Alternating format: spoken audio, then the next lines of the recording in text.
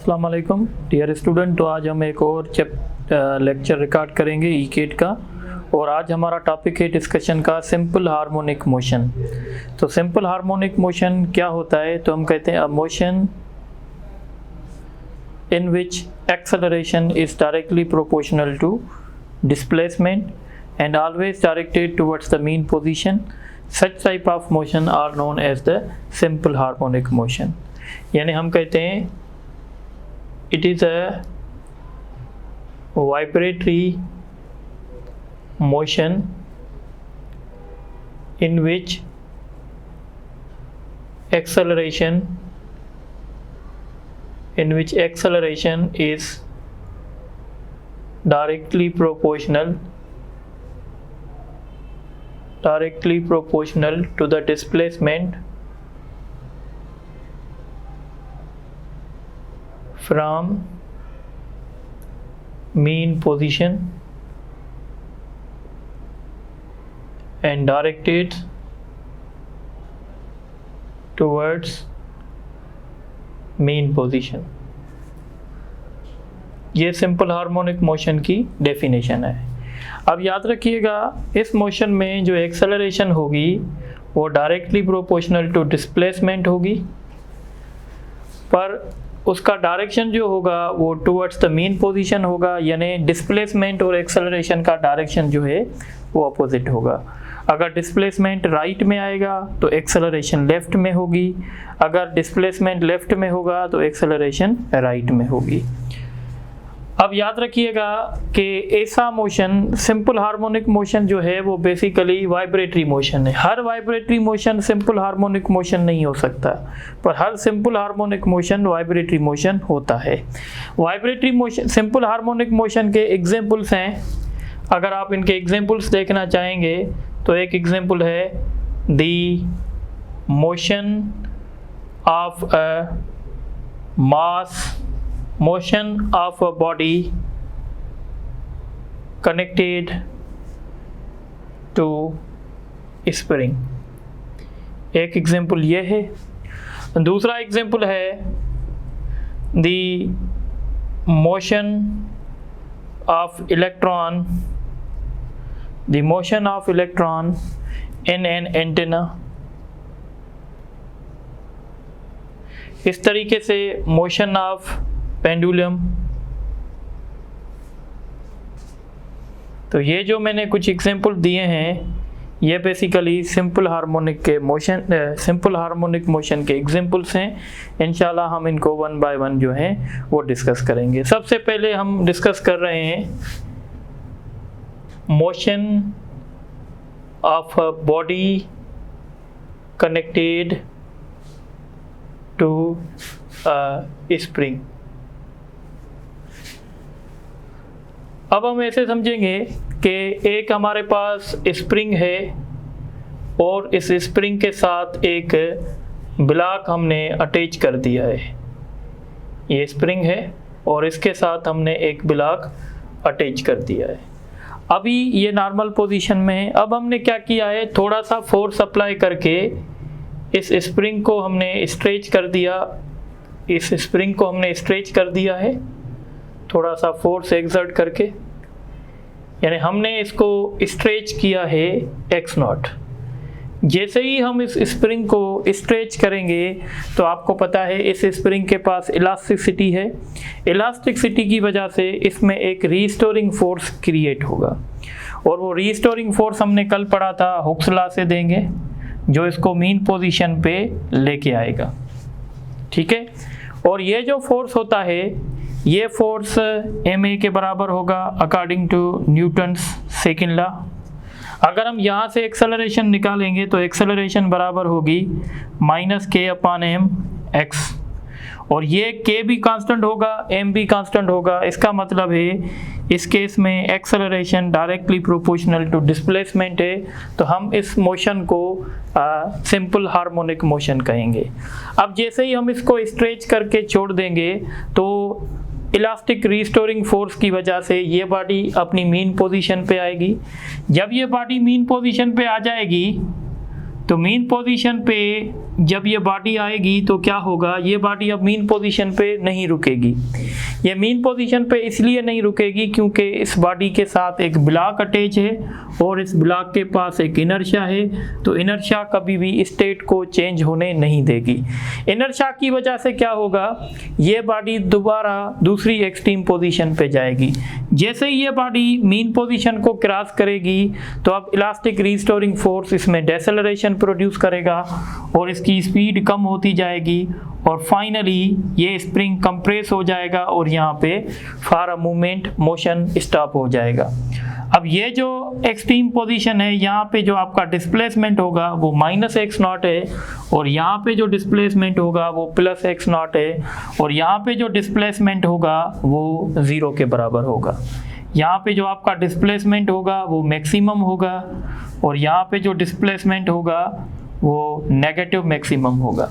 फिर जब ये स्प्रिंग आपका कंप्रेस हो जाएगा, दोबारा इसमें इलास्टिक रिस्टोरिंग फोर्स डेवलप होगा और वो इलास्टिक रिस्टोरिंग फोर्स क्या करेगा, इस स्प्रिंग को मीन पोजीशन पे लेके आएगा और दोबारा ये मीन पोजीशन पे नहीं रुकेगा इनर्शिया की वजह से, और इनर्शिया की वजह से ये दोबारा स्ट्रेच होता जाएगा। इसी तरीके से इसकी जो एक साइकिल है वो कंप्लीट हो जाएगी।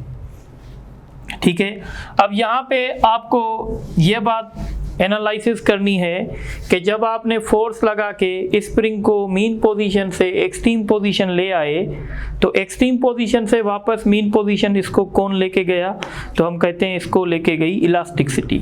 इलास्टिसिटी की वजह से इलास्टिक रिस्टोरिंग फोर्स डेवलप हुआ। जब ये मीन पोजीशन पे आ गया था तो इसका इलास्टिक रिस्टोरिंग फोर्स 0 हो गया है, पर फिर भी ये मीन पोजीशन पे नहीं रुका है। तो ये किसकी वजह से नहीं रुका है, तो ये इनर्शिया की वजह से नहीं रुका है और इनर्शिया की वजह से वो वापस एक्सट्रीम पोजीशन पे चला गया। जब ये एक्सट्रीम पोजीशन पे चला गया दोबारा ये वापस कैसे आया, तो हम कहते हैं दोबारा ये वापस आया है इलास्टिसिटी की वजह से। इसका मतलब है कि ये जो मोशन हम देख रहे हैं ये सिर्फ और सिर्फ 2 चीज़ों की वजह से हुआ है और उन 2 चीज़ों को, एक को हम कहते हैं इलास्टिसिटी और एक को हम कहते हैं इनर्शिया। यानी हम कहेंगे ऐसा सिस्टम जिसमें इलास्टिक प्रॉपर्टी भी होगी और इनर्शियल प्रॉपर्टी भी होगी, उस सिस्टम में हम सिंपल हार्मोनिक मोशन क्रिएट कर सकते हैं। तो याद रखिएगा, for creation of SHM in a system, the system must have inertial property, inertial and elastic property।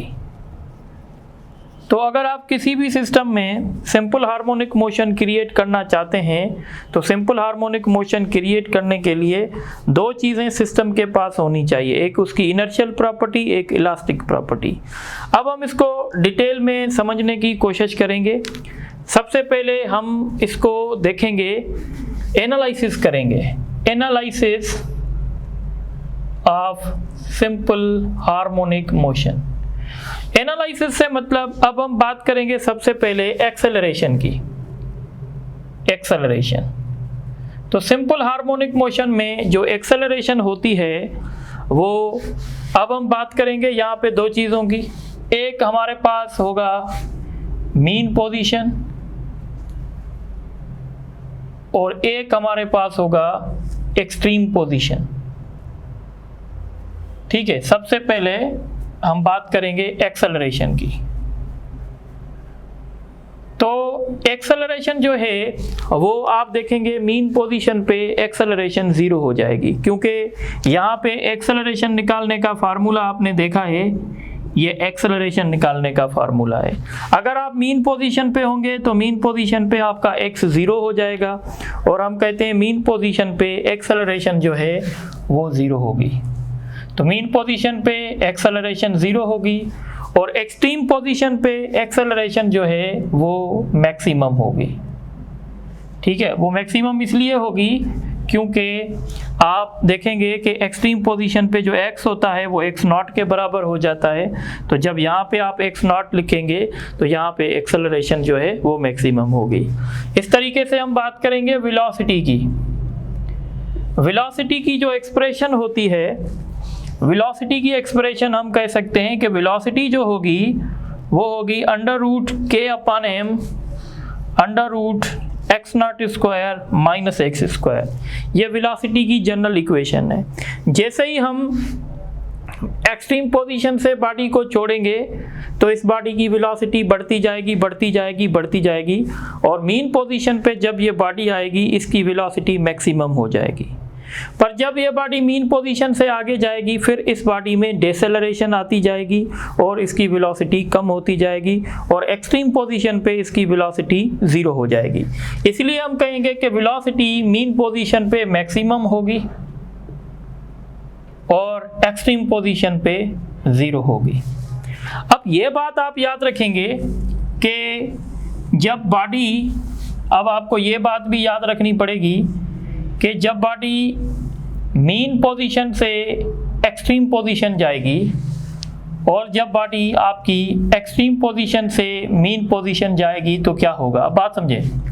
जब बॉडी मीन पोजीशन से एक्सट्रीम पोजीशन जाएगी तो बॉडी की एक्सेलरेशन जो है वो इंक्रीज होने लगेगी।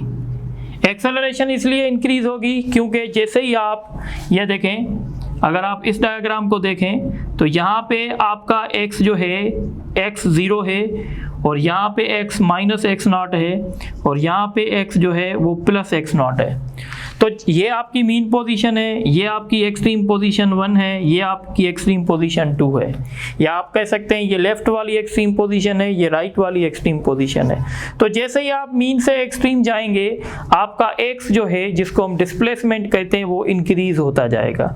जब आप एक्सट्रीम पोजीशन पे आएंगे तो आपका x जो है वो मैक्सिमम हो जाएगा जिसको हम एम्पलीट्यूड भी कहते हैं।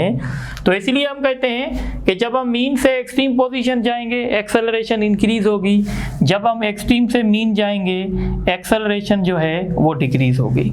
एक्सेलरेशन डिक्रीज इसलिए होगी क्योंकि जब हम एक्सट्रीम से मीन जाएंगे तो हमारा x का वैल्यू जो है कम होता जाएगा, यानी हमारा डिस्प्लेसमेंट जो है वो कम होते जाएगा। इस तरीके से अगर वेलोसिटी की बात करें तो जब हम मीन से एक्सट्रीम जाएंगे तो वेलोसिटी बॉडी की डिक्रीज होगी, और जब हम एक्सट्रीम से मीन जाएंगे तो बॉडी की वेलोसिटी इंक्रीज होगी।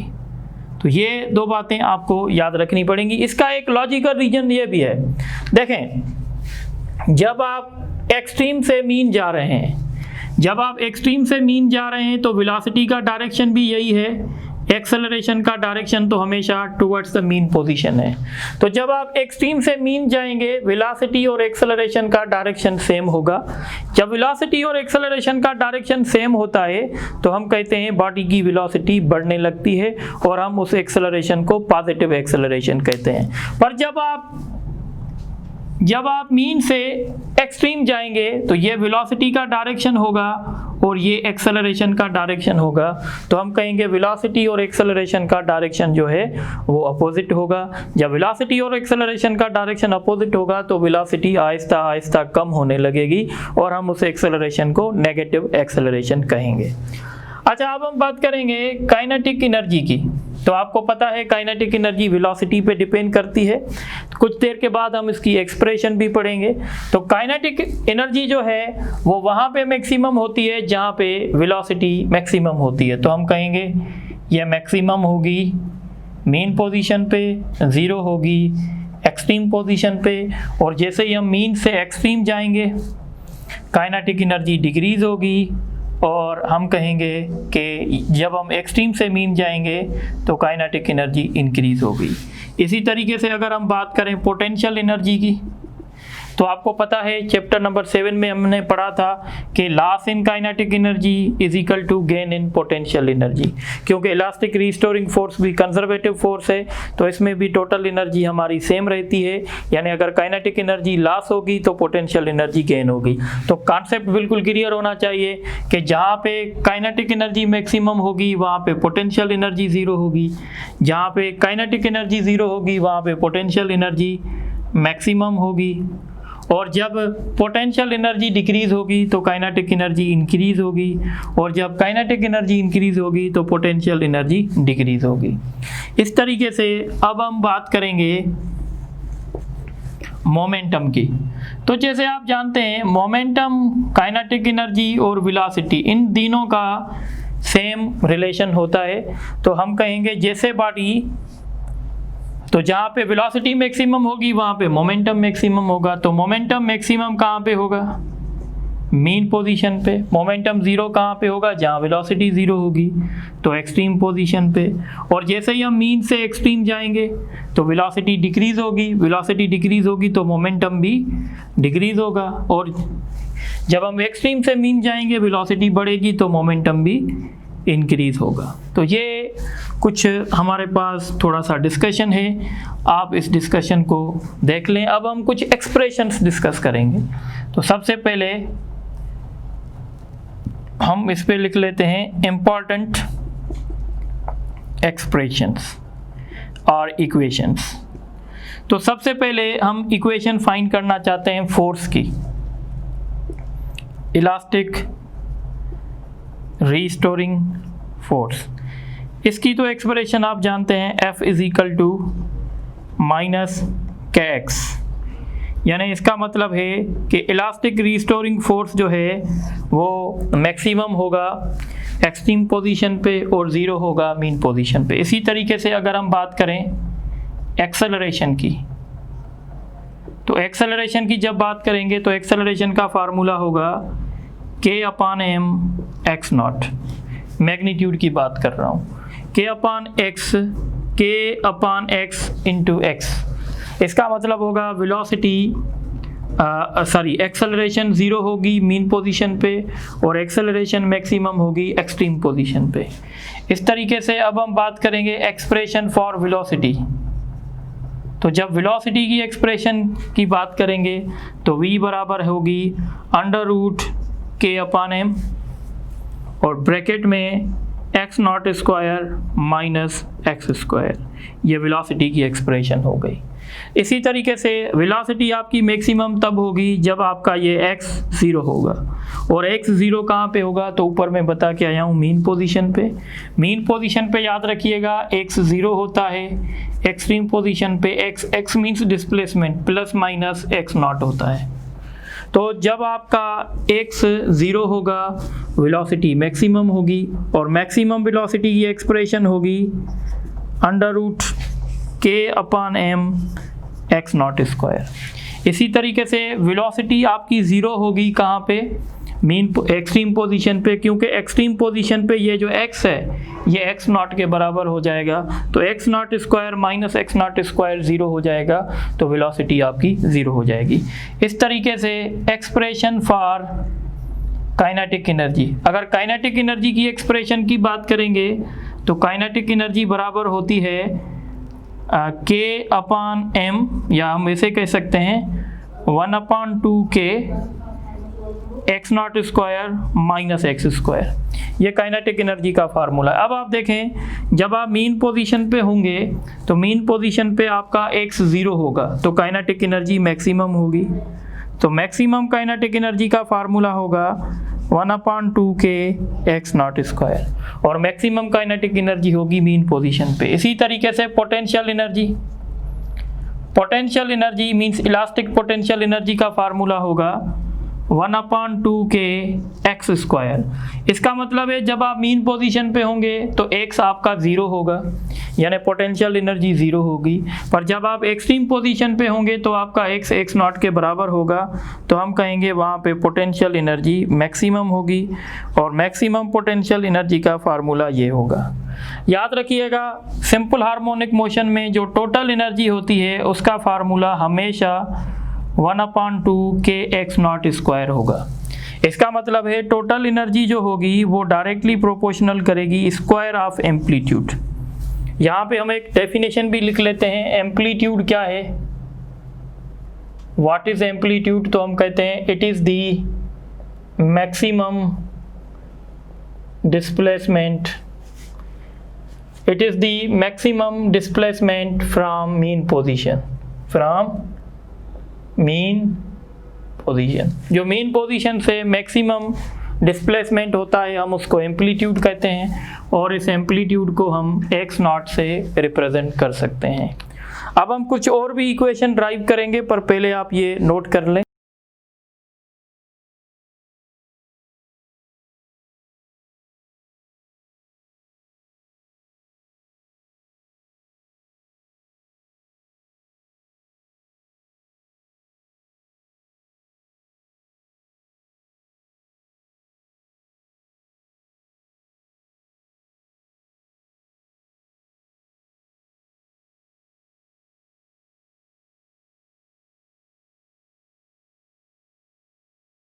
अच्छा, आप देखें कुछ और टर्म्स हैं जो हम डिस्कस करेंगे। टाइम पीरियड, तो सिंपल हार्मोनिक मोशन में जो स्प्रिंग मास सिस्टम होता है उसका जो टाइम पीरियड होता है वो होता है 2 पाई अंडर रूट एम अपान के। इसका मतलब है अगर हम स्प्रिंग के साथ जो मास अटैच कर रहे हैं, अगर हम उसका मास इंक्रीज करेंगे तो टाइम पीरियड जो है वो इंक्रीज हो जाएगा। यानी time period is directly proportional to square root of the mass and time period is inversely proportional to force constant of spring. इस तरीके से फ्रीक्वेंसी, जैसे आप जानते हैं टाइम पीरियड का रेसिप्रोकल फ्रीक्वेंसी होता है, तो ये फ्रीक्वेंसी का फार्मूला हो जाएगा। Frequency directly proportional to square root of K and inversely proportional to mass. इस तरीके से एंगुलर वेलोसिटी, तो एंगुलर वेलोसिटी का फार्मूला है omega is equal to under root के अपान एम।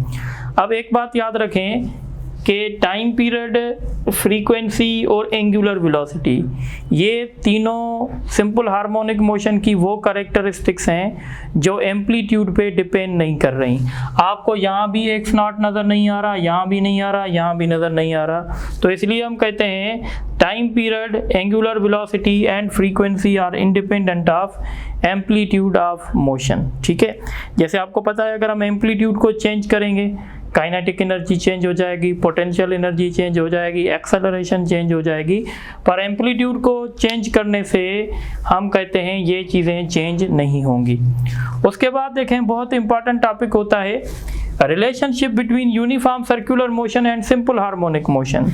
तो हम कहते हैं कि जब कोई body uniform circular motion perform कर रही होती है तो उस बॉडी का जो प्रोजेक्शन होता है वो डायामीटर पे सिंपल हार्मोनिक मोशन परफॉर्म कर रहा होता है।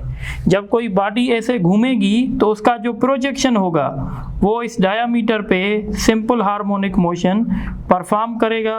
This is the relationship between simple harmonic motion and uniform circular motion. तो मैंने लिखा है when a particle performs uniform circular motion then its projection will perform simple harmonic motion on diameter. तो this is the relation. अब बहुत important है कि हम सिंपल हार्मोनिक मोशन को मैथमेटिक्स में कैसे रिप्रेजेंट करेंगे। तो मैंने लिखा है the simple harmonic motion is mathematically represented by sinusoidal wave forms. Sinusoidal wave forms किसको कहते हैं? तो कोसाइन वेव को कहते हैं और साइन वेव को कहते हैं। सिंपल हार्मोनिक मोशन हम ऐसे दिखा सकते हैं, x is equal to x naught sine omega t. ये एक्स नॉट एम्पलीट्यूड है, ये ओमेगा एंगुलर वेलोसिटी है। आपको पता है ओमेगा 2 पाई एफ के बराबर होती है, तो इसकी एक्सप्रेशन ये भी हो सकती है। आपको पता है फ्रीक्वेंसी का रेसिप्रोकल टाइम पीरियड होता है, तो ये इक्वेशन भी हो सकती है। ये इक्वेशन हम तब कंसीडर करेंगे जब हम सिंपल हार्मोनिक मोशन को मीन पोजीशन से स्टडी करें। आप देखें जब टाइम 0 है तो बॉडी मीन पोजीशन पे है, क्योंकि यहाँ पे x जो है वो 0 है और यहाँ पे x प्लस एक्स नॉट के बराबर है, यहाँ पे x माइनस एक्स नॉट के बराबर है। जब आधी यानी जब टाइम t/4 होगा तो इसकी क्वार्टर साइकिल होगी। क्वार्टर साइकिल मतलब अब यहाँ देखें ये मीन पोजीशन है, अब हम मीन पोजीशन से एक्सट्रीम पोजीशन, ये एक्सट्रीम पोजीशन है टुवर्ड्स राइट। तो जब टाइम 0 था तो हम यहाँ थे। अब जैसे ही हाफ यानी क्वार्टर साइकिल हुई तो हम एक्सट्रीम पोजीशन पे आ गए।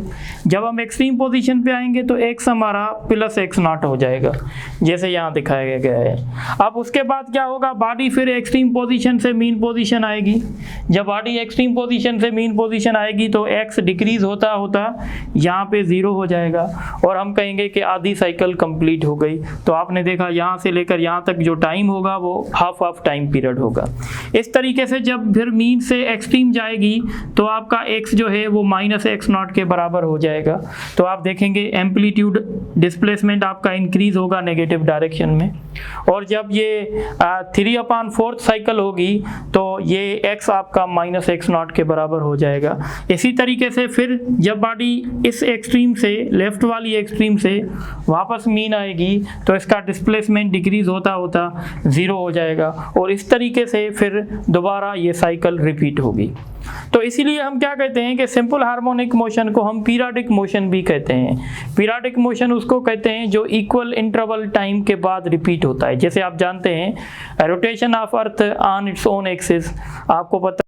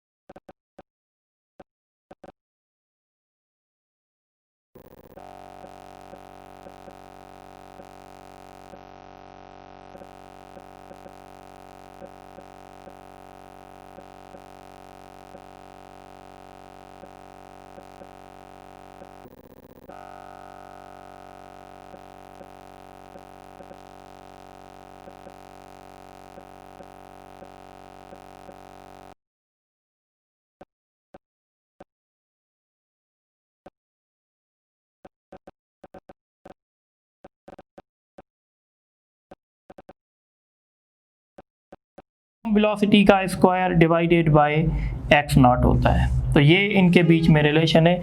याद रखिएगा सिंपल हार्मोनिक मोशन में जिस इंस्टेंट पे वेलोसिटी मैक्सिमम होती है उस इंस्टेंट पे एक्सेलरेशन 0 होती है, और जिस इंस्टेंट पे एक्सेलरेशन मैक्सिमम होती है उस इंस्टेंट पे वेलोसिटी 0 होती है। तो ये सारी बातें आपको समझ में आनी चाहिए। इसके साथ एक बात हम और भी नोट कर लेंगे। यहाँ देखें, कभी कभी आपसे क्वेश्चन पूछा जाता है कि बॉडी एक्सट्रीम से मीन कितने टाइम में आती है। तो बॉडी एक्सट्रीम से मीन टाइम में आती है 1/4 ऑफ टी, यानी एक्सट्रीम ये मीन है, यहाँ पे से समझें, मीन से एक्सट्रीम या एक्सट्रीम से मीन बात तो सेम है। मीन से एक्सट्रीम बॉडी कितने टाइम में आएगी, तो 1/4 टी। सपोज करें अगर एक body simple harmonic motion perform कर रही है, उसका टाइम पीरियड जो है सपोज करें 16 सेकंड्स है, तो वो मीन से एक्सट्रीम कितने सेकंड में आएगी, तो हम कहेंगे 4 सेकंड में आएगी। इसी तरीके से बॉडी एक एक्सट्रीम से दूसरे एक्सट्रीम कितने टाइम में आएगी, तो हम कहेंगे अगर बॉडी एक एक्सट्रीम से दूसरे एक्सट्रीम पर जाएगी तो ये आधा साइकिल होगी और इसको टाइम लगेगा 1/2 टी। अब एक क्वेश्चन होता है कि बॉडी मीन से हाफ ऑफ एक्सट्रीम कितने टाइम में आएगी। तो मीन से हाफ ऑफ एक्सट्रीम बॉडी आएगी 1/12 टी, बॉडी को लगेगा 1/12 टी। और बॉडी फिर हाफ ऑफ एक्सट्रीम से, यानी अगर आपसे पूछा जाए एक्सट्रीम से हाफ ऑफ मैक्सिमम कितने टाइम में जाएगी, तो t = 1/60। याद रखिएगा जब बॉडी मीन से एक्सट्रीम जाती है तो बॉडी की स्पीड ज़्यादा होती है, जब बॉडी एक्सट्रीम से मीन जाती है तो बॉडी की स्पीड थोड़ी सी कम होती है। इसीलिए हम कहते हैं मीन से हाफ ऑफ एक्सट्रीम टाइम कम लगेगा और एक्सट्रीम से हाफ ऑफ मीन टाइम जो है वो ज़्यादा लगेगा। तो ये बातें आप नोट कर लें, तो फिर हम आगे और डिस्कस करते हैं।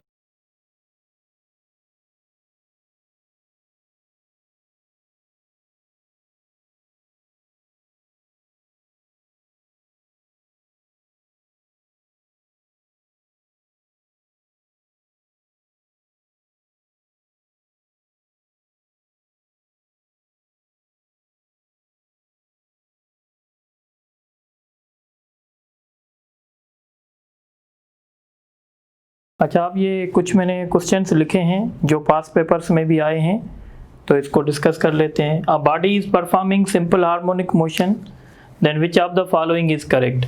अगर कोई body simple harmonic motion perform करेगी तो आपको पता है उसकी एक्सेलरेशन जो है वो मीन पोजीशन पे 0 होगी, तो ये गलत है। Its velocity is maximum at the mean position, तो ये सही है। It's potential energy is maximum at the mean position, तो ये भी गलत है, तो इसका बी ऑप्शन सही होगा।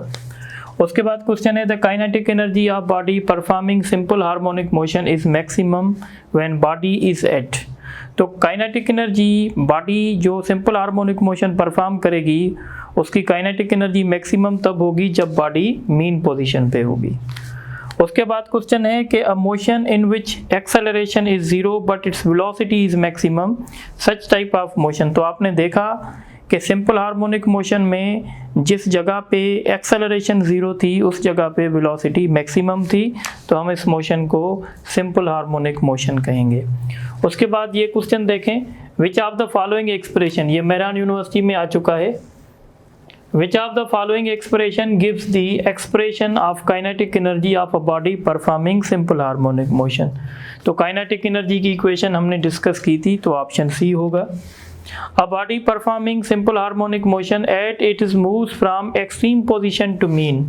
जब बॉडी एक्सट्रीम से मीन जाएगी तो मैंने बताया था क्या होगा, बॉडी की वेलोसिटी इंक्रीज होगी, बॉडी की एक्सेलरेशन डिक्रीज होगी और बॉडी की काइनेटिक एनर्जी इंक्रीज होगी, तो सारे ऑप्शन ठीक है। उसके बाद क्वेश्चन है body performing simple harmonic motion and its amplitude is doubled then. अच्छा, अगर एम्पलीट्यूड डबल करेंगे तो मैंने क्लियर कट बताया था कि फ्रीक्वेंसी पे फर्क नहीं पड़ेगा, टाइम पीरियड पे फर्क नहीं पड़ेगा, टोटल जो उसकी एनर्जी है, यहाँ पे टोटल एनर्जी लिख लें, टोटल एनर्जी जो है उसकी 4 टाइम्स हो जाएगी, क्योंकि मैंने बताया था total energy is directly proportional to square of amplitude. अगर आपने एम्पलीट्यूड डबल किया तो टोटल उसकी एनर्जी 4 टाइम्स हो जाएगी, तो इसका ऑप्शन सी होगा। अब यहाँ देखें, A body performing simple harmonic motion then which expression gives the velocity? तो velocity की भी मैंने एक्सप्रेशन बताई थी, √k/m √x0 square minus x square, तो इसका ऑप्शन बी होगा। अब हम आते हैं कुछ न्यूमेरिकल सॉल्व करते हैं।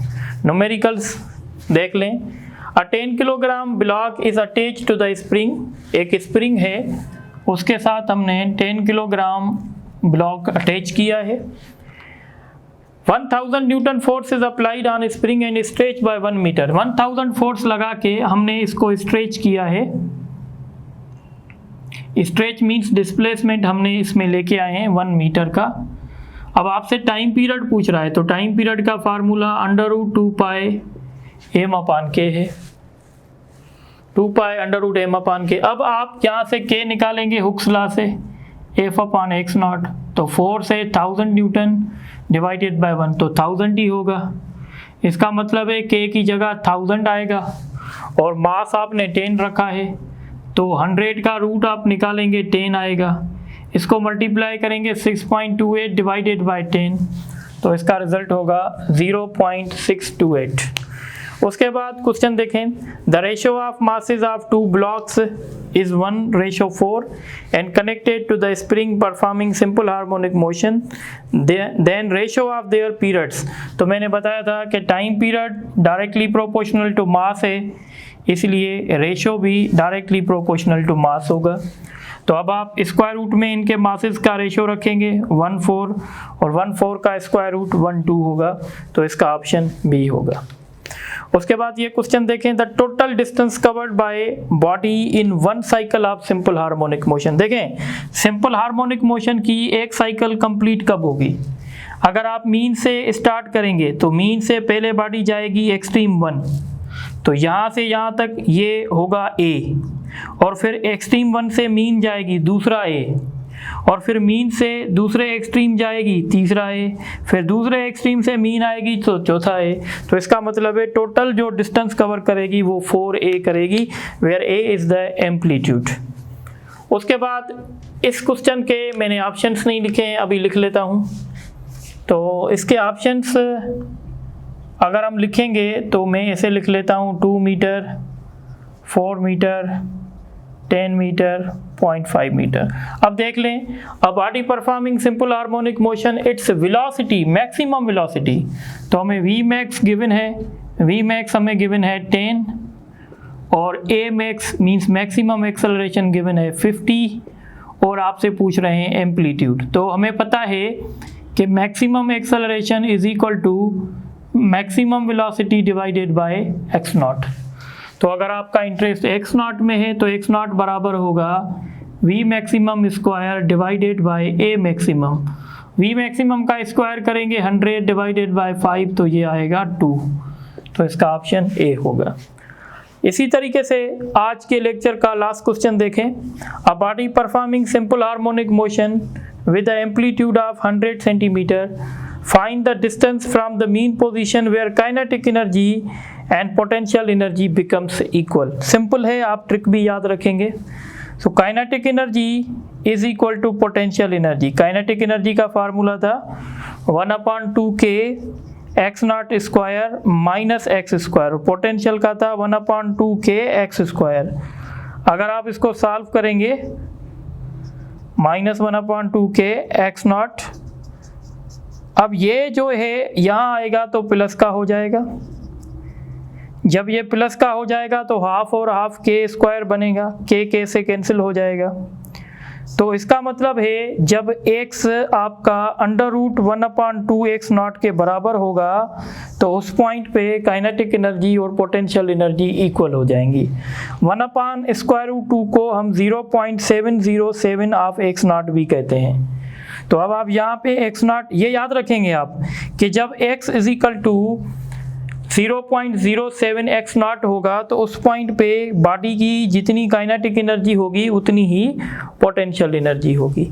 तो अब आप यहाँ पे वैल्यू रखेंगे, एक्स नॉट आपको 100 दिया गया है तो मल्टीप्लाई करेंगे तो 70.7 आएगा, इसका ऑप्शन डी होगा। तो डियर स्टूडेंट, ये कुछ MCQs थे सिंपल हार्मोनिक मोशन में जब हम डिस्कस करते हैं मास स्प्रिंग अटैचमेंट का। इंशाल्लाह फिर जो हमारा नेक्स्ट लेक्चर होगा उसमें हम बात करेंगे सिंपल पेंडुलम की और फिर उसके बाद वेव मोशन की बातें करेंगे। तो थैंक यू वेरी मच।